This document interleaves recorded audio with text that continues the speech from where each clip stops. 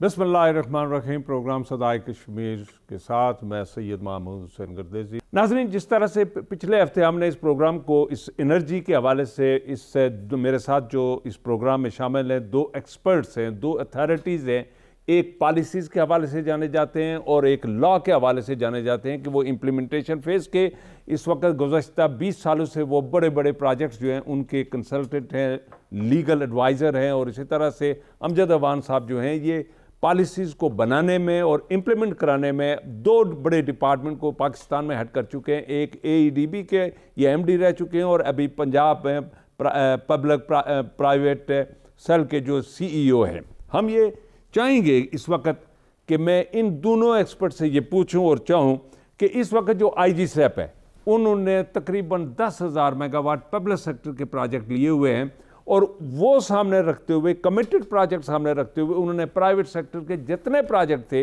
उनकी हियरिंग, उनकी कंसिडरेशन, या नेपरा ने उनकी जो है टैरिफ देना या जनरेशन लाइसेंस देना, उस पर पाबंदी लगा दी है।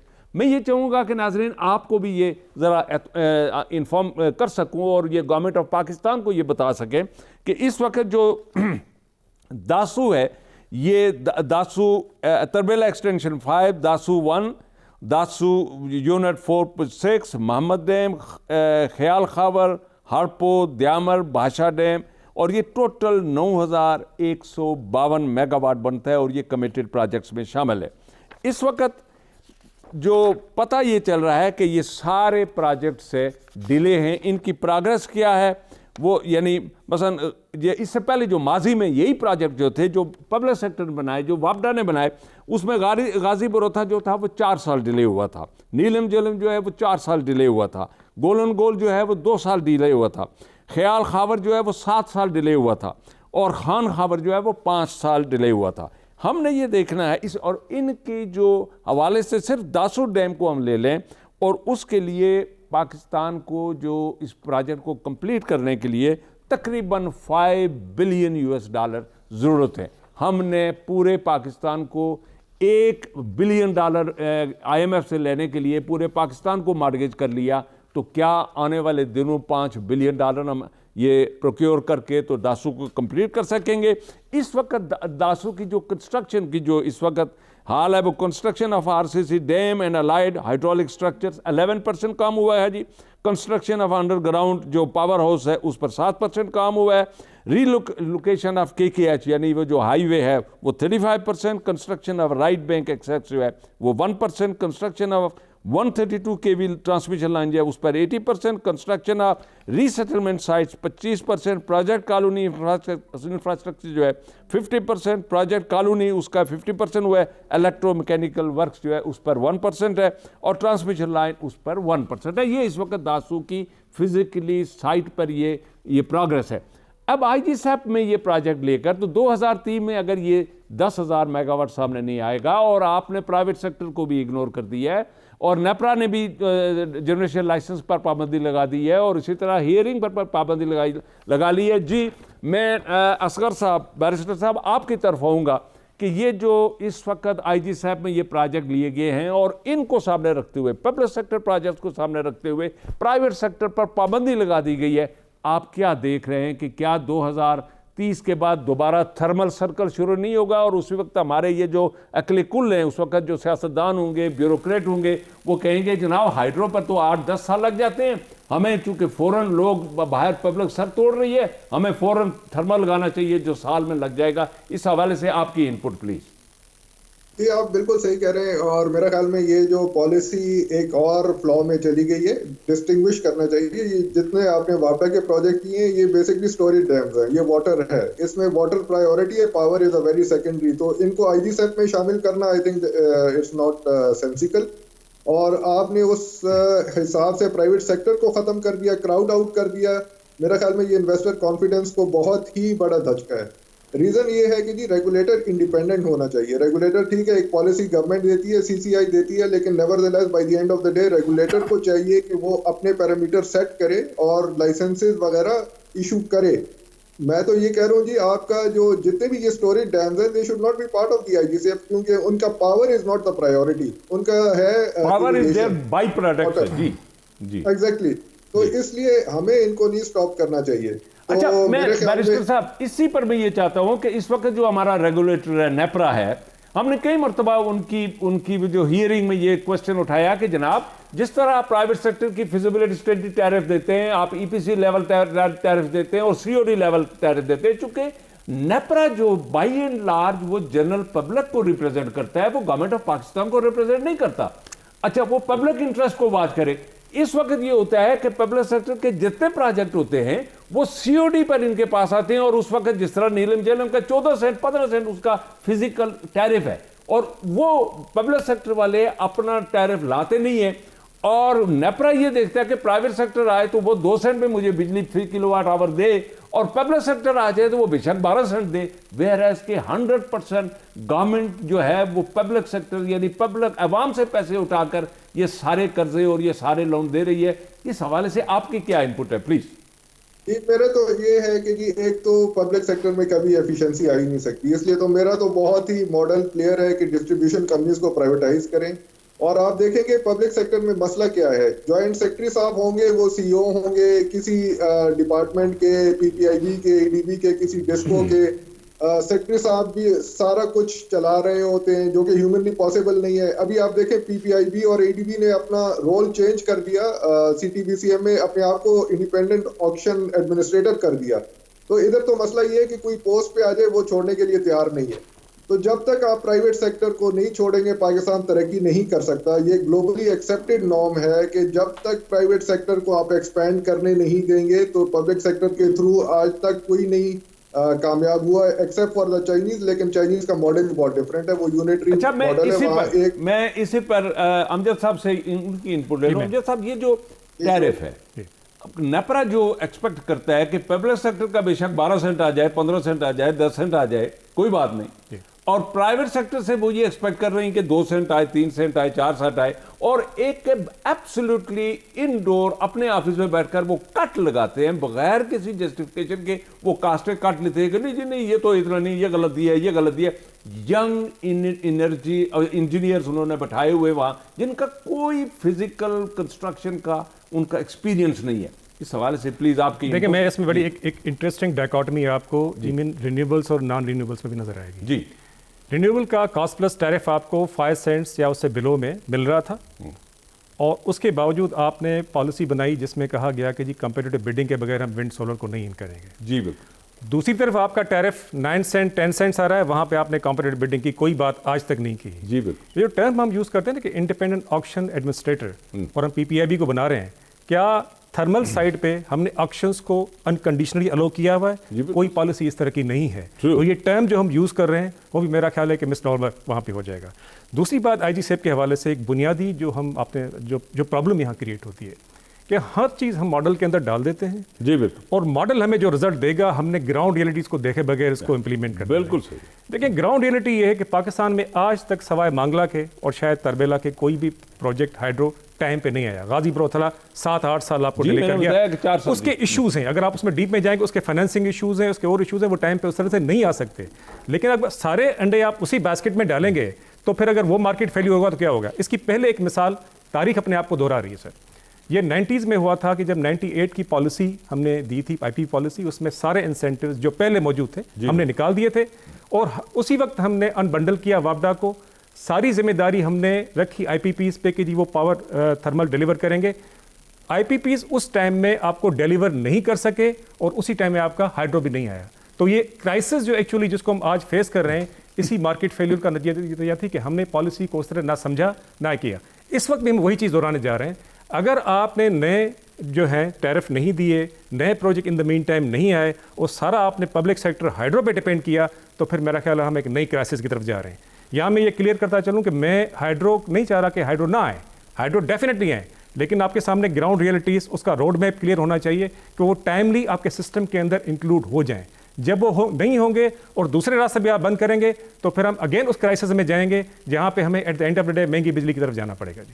जी अपना बैरिस्टर साहब, इस वक्त जो सूरत हाल है, मसलन मैं अगेन जाऊंगा कि मिनिस्ट्री की और सीपीपीए की, आज तक आपका बिलियन ऑफ रुपीस की पेमेंट जो है वो सीपीपीए करता है, और एक बड़ा इदारा बन गया था। उसको मैं ये समझता हूं कि उसके जो साबका CEO थे आबद लोधी साहब, हैट्स ऑफ, उन्होंने बड़ी मेहनत की और एक इदारा बना के वो चले गए। उस इदारे को गुज़श्ता 2 साल से ये हुकूमत उसका CEO अपॉइंट नहीं कर सकेगी। मैं ये चाहूँगा कि उस हवाले से भी आपकी इनपुट हो। और इसी के साथ ये जो पॉलिसी शिफ्ट है, जो इस वक्त PPIB अपना रोल करने से कासर है, इसी तरह CPP अपने रोल अदा करने से कासर है, और ये एक पोस्ट बक्स बन चुके हैं। और मेन इनके जो आम है, जो एडवाइस हो रही है, वो मिनिस्ट्री से हो रही है, और मिनिस्ट्री में कोई प्रोफेशनल आर्म या प्रोफेशनल सेल वहां मौजूद नहीं है कि जो इन सब चीजों को सही रास्ते पर डायरेक्ट कर सके। जी, ये मैंने तो पहले ही आपसे कहा कि पब्लिक सेक्टर में मसला ही ये है कि एक तो एडवोकेज्म है और ऊपर से मिनिस्ट्री जो है हर चीज चला रही है, जो कि ह्यूमनली पॉसिबल नहीं है। तो एक तो इसको खत्म करना चाहिए, इनको प्राइवेटाइज। सबसे बड़ी फेलिंग इस गवर्नमेंट की यही हुई है कि they have not been able to induct the professionals, और ये ब्यूरोक्रेट्स भी चलाते हैं जो जिनकी बेशक बहुत कॉम्पिटेंस होगी लेकिन उनकी प्रोफेशनलिज्म नहीं है। और सेकेंडली जी, आप देखेंगे there is no buy in of the provinces. अगर प्रोविंसेस को पता है जी तो उसमें ये है कि प्रोविंसेस का बाय इन है ही नहीं जी। और अभी आपको इल्म होगा कि सिंध ने और KP हुकूमत ने अपनी प्रोविंशियल ग्रिड कंपनीज बना दी हैं, और अभी रेगुलेटर भी बनाने की सोच रहे हैं, क्योंकि उनकी जो जितनी भी सिफारिशात हैं वो फेडरल गवर्नमेंट मान ही नहीं रही, और पंजाब भी ग्रिड कंपनी बना रही है। तो आप देखेंगे ये बिल्कुल वीटो है NTDC पे, CPPAG पे, कि वो उनके जो जायज मुतालबात हैं वो पूरे नहीं कर रहे, और अंडर द कॉन्स्टिट्यूशन वो अपनी अपनी कंपनियां बना रहे हैं। और फिर यही होगा कि उनके सेपरेट मार्केट्स होंगे, और हम एक और मजीद ही कॉन्फ्लिक्ट और इनकंसिस्टेंट। बैरिस्टर साहब, मुझे ब्रेक के लिए कहा जा रहा है, छोटा सा ब्रेक लेते हैं नाजरीन, और ब्रेक से वापस आकर हम इसी ज़िम्न में इसी जो सिलसिले को कंटिन्यू रखते हुए अमजद साहब के पास जाएंगे कि वो इस हवाले से क्या कहना चाहते हैं। और हमने ये भी देखना है कि वापडा का जो दौर जो माजी था और किन किन चेयरमैन के दौर में क्या क्या अचीवमेंट्स हुई, उस पर भी जिक्र करेंगे। Stay with us please.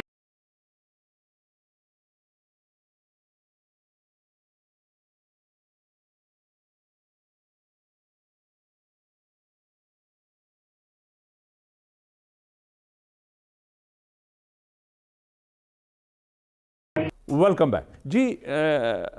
अपना अमजद साहब, मुझे ये बता दीजिएगा कि इस वक्त जो हमने CPP की हालत बताई कि जी एक आबद लोधी साहब जहाँ छोड़ के गए थे, उसके बाद फिर वहाँ क्या हाल है। अभी तक 2 साल हो गए तकरीबन उनको गए हुए, आज तक उसका CEO ये मौजूदा हुकूमत अपॉइंट नहीं कर सकी। वो A रीज़न या B रीज़न की वजह से नाकाम है। हालांकि सबसे बड़ा इदारा इस वक्त जो पे मास्टर है वो है।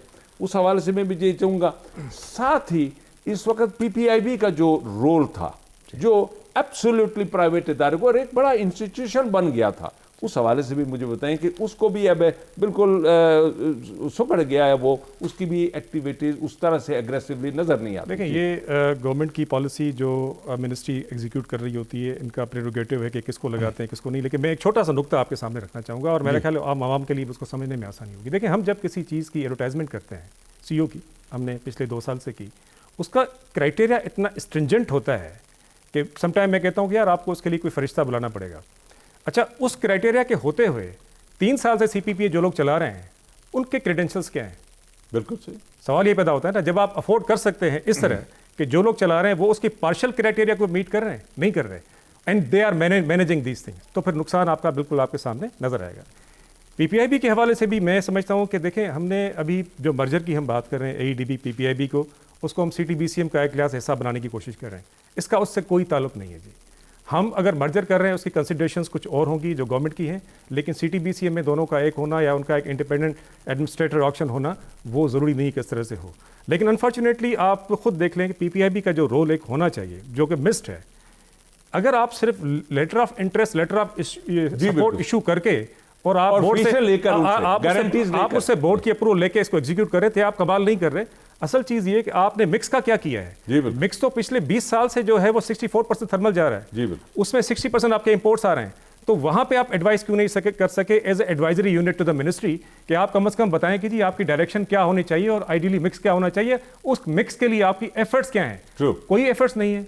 तो फिर मेरा ख्याल है कि हम इदारों को, मैं पहले भी ये बात कर चुका हूं कि पॉलिसी को ब्लेम भी करें, इदारों को भी इस लिहाज से करें कि इदारे उस तरह से पॉलिसीज़ को एग्जीक्यूट नहीं कर सके उस कंसिस्टेंसी के साथ। और लास्ट बात मैं कहूँगा, कि गवर्नमेंट की जो एनर्जी पॉलिसीज होती हैं वो 2-3 साल की नहीं होती जी। जी बिल्कुल। हम प्लान बनाते हैं 5 साल, 15 साल, 20 साल के पर्सपेक्टिव, दुनिया भर की प्लानिंग इवन 40 साल तक की होती है। जी बिल्कुल। उसकी फोकस्ड आपको एक अप्रोच चाहिए, फोकस स्ट्रेटजी चाहिए। अगर आप फ्रीक्वेंट रिवर्सल ऑफ पॉलिसीज करेंगे तो फिर आप उसको एग्जीक्यूट नहीं कर पाएंगे। यहाँ मसला हमारा यही हो रहा है कि हम उसको उस फोकस के साथ किसी चीज़ को भी आगे लेके नहीं गए और 3 साल 4 साल के बाद बैक टू स्क्वायर होना जाते हैं। जी बैरिस्टर साहब, आप इसी सवाल के साथ कि इस वक्त जो पॉलिसी बन रही है उसमें मसलन यह है कि सबसे पहले मेरा एक तजवीज़ है और मैं ये चाहूँगा कि आप उस पर इनपुट दे सकेंगे क्योंकि आप प्रोफेशनल हैं और आप इस दौर से गुजर रहे हैं, गुजर चुके हैं।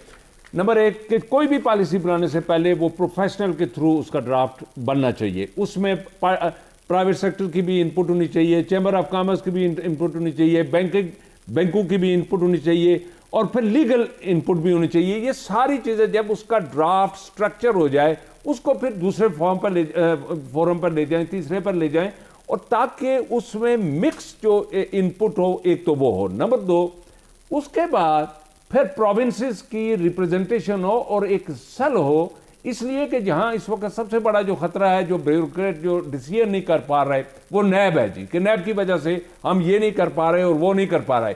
आज तक इसी मिनिस्ट्री ऑफ एनर्जी में ये सेल क्यों नहीं बना सके कि वहां कोई एक लीगल का बंदा भी हो, एक जज भी हो, एक जीएचक्यू से जर्नल भी बैठा दें या ब्रिगेडियर किसी को बैठा दें, एक सेल हो जिसके थ्रू ये इंप्लीमेंटेशन हो, ये फियर भी एलिमिनेट हो जाए कि जनाब हम ये करेंगे तो कैद हो जाएंगे, और दूसरी तरफ ये ट्रांसपेरेंट है, डेवलपमेंट हो, अमल हो और अच्छी पॉलिसीज लोगों के सामने आए और वो बैंकेबल पॉलिसीज हो जिसकी लाइफ 40 साल हो। जी प्लीज।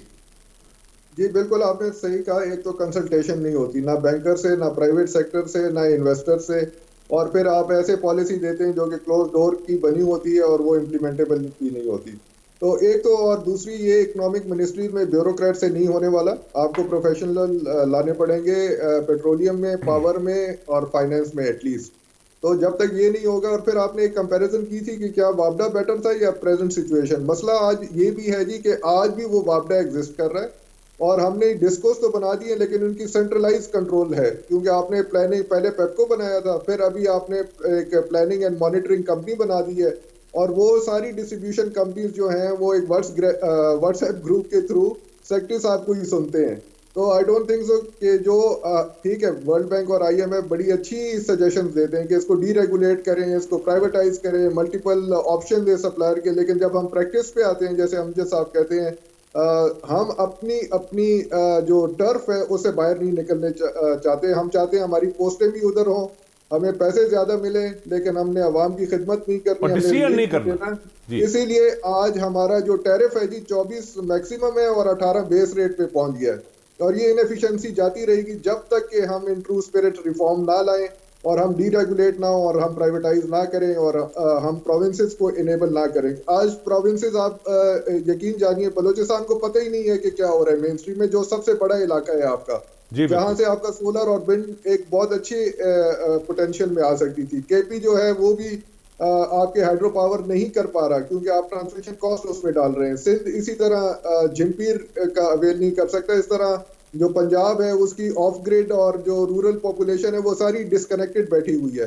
तो where we are heading, it's a total policy and implementation failure. और जब तक आप इसको प्रोफेशनल नहीं लाएंगे और एक राइट अर्नेस्ट में एक consolidated policy for a long term नहीं लाएंगे तो ये पावर सेक्टर सही नहीं होगा। आपका सर्कुलर डेट जो है वो 2.5 ट्रिलियन क्या आगे 5 ट्रिलियन तक भी पहुंच जाएगा। जी बैरिस्टर साहब, मैं नाजरीन इसी यहाँ ब्रेक लूँगा और ब्रेक के बाद वापस आएंगे तो हम वापडा के हवाले से, वापडा के जो साबका चेयरमैन गुजर चुके हैं उस हवाले से, और इसी तरह से हम ये देखेंगे कि सक्सेस स्टोरी किसने बिल्डअप की और हम कालाबाग डैम के क्या मैकेनिक्स, क्या चीज़ हम पेश करें सिंध को और केपीके को कि वो इसको अप्रूव कर लें, उसको मान लें।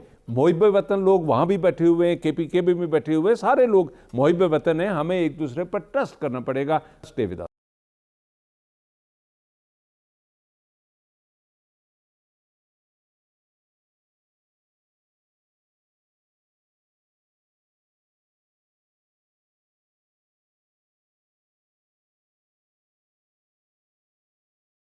जी अमजद साहब, हमारे पास इस वक्त जो जनरल मुजम्मल साहब बैठे हुए हैं, ये आए हैं तो इन्होंने वापडा को थोड़ा सा री इन्वेंट किया है, इसको पुश किया है, और इसको एक जो पुराना जो एक जो ब्रेन ड्रेन हो गया था एक ज़माने में वापडा का, और उसके जो लेफ्टिनेंट जनरल जुल्फ़िकार अली खान साहब के दौर में जो ब्रेन ड्रेन हुआ था, जो इस इदारे को, या आफ्टर डिफेंस ऑफ पाकिस्तान के बाद सबसे बड़ा इदारा कोई है वो वापडा था, उसको हमने ख़त्म किया तकरीबन। लेकिन इसके जो चेयरमैन रहे हैं जी, अभी जो शमसुल मुल्क साहब थे, जफ़र महमूद साहब थे, सैयद राघव अब्बास थे, लेफ्टिनेंट जनरल जुल्फ़िकार और शकील दुरानी साहब और तारिक हमीद साहब, ये लोग रहे। इनके दौर में हमारा मंगला बना, तरबेला बना, गाजी बरोथा बना, और इस तरह से दीगर छोटे डैम भी बने, नीलन जेलम भी बना। और नीलन जेलम में ये समझता हूँ कि राघव अली शाह साहब के दौर में आया और उन्होंने आके पुश किया, और एक जनरल साहब थे जिनको उन्होंने प्रोजेक्ट डायरेक्टर लिया और उन्होंने आकर बैठकर, अदरवाइज ये नीलम ने 4 साल और डिले हो जाना था। मैं ये चाहूँगा कि मौजूदा जो सिस्टम है, क्या ये जो वापडा जो अपने प्रोजेक्ट बना रही है ये बना सकेगी और इसको पुश कर सकेगी, ये तकरीबन $16 बिलियन इकट्ठा कर सकेंगे? देखें, इशू ये है कि मैं दोबारा वही बात दोहराऊंगा कि हमने माजी में जिस तरह के रिफॉर्म्स किए हैं जी, इवन उस रिफॉर्म्स को उस तरह से भी हम एग्जीक्यूट नहीं कर सके। जी बिल्कुल। अब उस रिफॉर्म का एक हिस्सा था कि जी पेप्को बनेगा, क्या पेप्को फंक्शनल कभी हुआ? कभी भी नहीं हुआ। तो वो गैप जो वापडा से हमें इधर इंपोर्ट हुआ, वो गैप हमारा वैसे ही रहा, वो आज तक वो गैप चल रहा है। एक के जो बंडल्ड वापडा जिसको मैं कहता हूँ, जो पहला इसका फॉर्म था, उसमें जो वापडा काम कर रही थी, उसमें बेहतर एक अच्छी बात ये थी कि पावर सेक्टर के और वाटर सेक्टर के सारे फैसले एक अम्ब्रेला के तहत होते थे। जी बिल्कुल। उसमें इनहेरेंट फ्रेगमेंटेशन नहीं थी जिसको आज हम फेस कर रहे हैं। उनको डिमांड का भी पता था, सप्लाई का भी पता था। दूसरी अहम बात यह कि वापडा बाय डिजाइन इस तरह का स्ट्रक्चर था कि वहाँ प्रोफेशनल्स लोग जो हैं वहाँ आके डिसीजन करते थे, उनकी एक कमिटमेंट होती थी, उनका एक फिक्स टेन्योर होता था। उस लिहाज से हमें पहले दहाइयाँ जो थी उसमें हम कामयाब रहे, हमारे पास बड़े डैम्स भी आ गए और फैसला साजी जो है बड़ी तरीके से होती रही।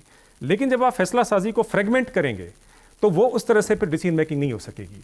क्या डिस्कोर्स का जो आइडिया था कि हम डिस्कोर्स बनाएंगे, क्या ये आइडिया था कि ये पब्लिक सेक्टर कंपनीज के तौर पे फंक्शन करेंगे? कतई नहीं। हमारा ख्याल ये था कि विद इन 2-3 ईयर्स उसको प्राइवेटाइज करेंगे, कंपटीशन होगी। बास्केट टैरिफ का कंसेप्ट ही नहीं था क्योंकि हर डिस्को का अपना टैरिफ होना चाहिए था। अच्छा, मेरे वो चीज़ नहीं बड़ा मुख्तसर है जी। बैरिस्टर साहब, मैं ये चाहूँगा कि अगर कालाबाग डैम के लिए जिस तरह से कि अभी एक सोच जो है री इनिशिएट हुई है, उस हवाले से अगर ये चारों सूबों की एक कमेटी बनाई जाए और ये डैम बनाया जाए, और लेटर से मैं कहूँगा कि उसके जो गेट खोलने की चाबी जो है उन चारों सूबों की उस कमेटी को दी जाए और उनका ट्रस्ट गेन किया जाए कि आपकी मर्जी के बगैर ये गेट नहीं खुलेगा, तो पानी आपको अपना हिस्सा जो है वो मिलेगा। इस हवाले से चूंकि अगर हमने कालाबाग डैम ना बनाया, आने वाले जो साल ये जितने दासू भी बन जाए, फलां भी बन जाए, लेकिन आपका मंगला भी सेटअप हो जाएगा, तरबला भी सेटअप हो जाएगा, और आप उसी पोजीशन में रहेंगे जिस तरह के हम आज हैं। इसके लिए ज़रूरी है कि हमें कालाबाग डैम बनाना पड़ेगा। इस हवाले से प्लीज़ आपकी इनपुट चाहिए, और फिर मैं मुख्तसर अपना ऐवान साहब के पास आऊँगा। जी प्लीज़। जी बिल्कुल, आप सही कह रहे हैं। इसीलिए मैंने शुरू में कहा था ये स्टोरेज डैम्स है, इनको प्रायोरिटी स्ट्रेटेजिक डैम्स करके आईजी साहब वगैरह से बाहर करके एक नेशनल लेवल पे ले जाएं जहां सूबों की इनपुट हो, और वहां आपका एक बहुत बड़ा ट्रस्ट डेफिसिट चल रहा है। वो जब तक आप ब्रिज नहीं करेंगे तो ना सिंध एग्री करेगा और ना केपी गवर्नमेंट एग्री करेगी। तो एक तो आपको ट्रस्ट डेफिसिट खत्म करना होगा, आपको राइट फोरम कॉन्स्टिट्यूशनल जो CCI है उसमें ये प्रोजेक्ट ले जाने पड़ेंगे। और सबसे बड़ी बात है, मैं कई दफा कह चुका हूं कि Badshah dam alone requires $12 billion financing. जी बिल्कुल। तो वो इस तरह पॉसिबल नहीं है कि वापडा खुद करे। आपको ये एक बॉन्ड इशू करने पड़ेंगे, इंटरनेशनल मार्केट में जाना पड़ेगा, इक्विटी उसकी फ्लोट करनी पड़ेगी स्टॉक मार्केट पे, आपको out of the box solution देना पड़ेगा। ये बाबू वाली मेंटेलिटी के साथ ना बादशाह बनेगा और ना ही काला बनेगा। जी थैंक यू वेरी मच, आप हमारे साथ रहे। जी मैं आखिर में सिर्फ एक बुनियादी बात कहूंगा कि जनरल परसेप्शन ये है कि वो हाइड्रो प्रोजेक्ट जिसका ताल्लुक 2-3 प्रोविंसेस से हो वो फेडरेशन को वीक करते हैं। मैं इसके अगेंस्ट बात करूंगा। मेरा ख्याल है कि ऐसे प्रोजेक्ट फेडरेशन को स्ट्रॉन्ग करते हैं। मसला सिर्फ ये, प्रॉब्लम सिर्फ ये कि आप कम्युनिकेशन सही तरह से करें, आप डायलॉग सही तरह से करें, आप अगले के अप्रीहेंशन को सुने और समझें, तभी आप उनको रिजॉल्व करें। हमने कभी भी इस तरह की कोई कोशिश नहीं की कि हम मामला डायलॉग के थ्रू रिजॉल्व करें। हमने फोर्सिबली जब करना चाहेंगे तो फिर डेफिनेटली प्रॉब्लम्स आएंगे। और दूसरी बात, कालाबाग डैम 80s में हमारे जहन में था, उस वक्त जो हमारा इंडस बेसिन ट्रीटी था उसमें ये प्रोजेक्ट भी शामिल था कि जी हम ये प्रोजेक्ट एग्जीक्यूट करेंगे। उसके बाद 10 और प्रोजेक्ट्स जिसमें दयामीर भाषा की बात हमने 2000 में क्यों की? हम पहले क्यों नहीं कर रहे थे? ये सारे प्रोजेक्ट ऑप्शन हमारे पास पहले ही थे। तो बेहतर ये कि आपके पास एक ऑप्शन नहीं हो रहा तो आप दूसरी तरफ मूव करें। आपके पास हाइड्रो में बेतहाशा ऑप्शन हैं, लेकिन कालाबाग या इस तरह के प्रोजेक्ट को through dialogue, through communication, through आप तरीके से समझाएं किसी को, उसी तरह से एग्जीक्यूट हो सकते हैं। और फेडरल गवर्नमेंट एंड सीसीआई हमारे पास एक ऐसा फोरम है जिसके थ्रू इस तरह की चीज़ें एग्जीक्यूट हो सकती हैं। जी नाज़रीन, ये हमारा ये सेकंड सेगमेंट था, प्रोग्राम था इसी एनर्जी के हवाले से, और इस एनर्जी पर आपने इसकी तफसीलात सुनी होगी। आप हर रोज़ ये देखते हैं कि बिजली के 3 रुपए ऊपर चले गए या 4 रुपए ऊपर चले गए, और ये होते रहेंगे इसलिए कि जो हमारी 70% जो बिजली है वो ऑयल बेस है, यानी वो थर्मल पर है। और जो ही थर्मल दुनिया पे जो ऑयल महंगा होता है तो इसकी कीमतें पाकिस्तान में भी असर करती है, चूँकि आपको पर किलोवाट आवर जो है वो बिजली महंगी करनी पड़ती है, इसलिए कि गवर्नमेंट ऑफ पाकिस्तान कहाँ से पैसे देगी, वो इसी ये पास थ्रू आइटम है, नंबर 1। नंबर 2, अगर कहीं इस मुल्क की बचत है तो वो हाइड्रो में है। और ये याद रखिएगा कि पहले 10 साल आपको बिजली जो हाइड्रो से लेनी पड़ेगी वो 7-8 सेंट पे जाएगी, और 10 साल के बाद वो 50% नीचे आ जाएगी, वो 4-5 सेंट पर आ जाएगी या 3 सेंट पर आ जाएगी। इस हवाले से आपको ये पिल्स जो हैं, ये बिटर पिल्स स्वैलो करने होंगे। गवर्नमेंट ऑफ पाकिस्तान को, फेडरल गवर्नमेंट को, नेपरा को ये एहसास करना होगा। और हाइड्रो चूँकि बैंकेबल एनर्जी है, उसमें उसमें जो ग्रिड का जो स्टेबिलिटी है वो थ्रू हाइड्रो आती है, वो विंड से या सोलर से नहीं आती। इन तमाम चीज़ों को सामने रखते हुए मैं फिर ये गुजारिश करूँगा कि मिनिस्ट्री ऑफ एनर्जी में एक सेल बनना चाहिए जो वहाँ लोगों से डिबेट भी करे, लोग उनसे बात मिले भी। और इस मामले पर चूँकि ये पाकिस्तान का जो सबसे बड़ा क्राइसिस इस वक्त है वो इस पावर के हवाले से है, वो सर्कुलर डेट के हवाले से है। हम ये चाहेंगे कि आइंदा आने वाले प्रोग्राम में सर्कुलर डेट के हवाले से भी तफसीलन गुफ्तगू करें। इसी पर मैं ख़त्म करता हूँ, आइंदा हफ्ते फिर मिलेंगे, उस वक्त तक के लिए खुदा।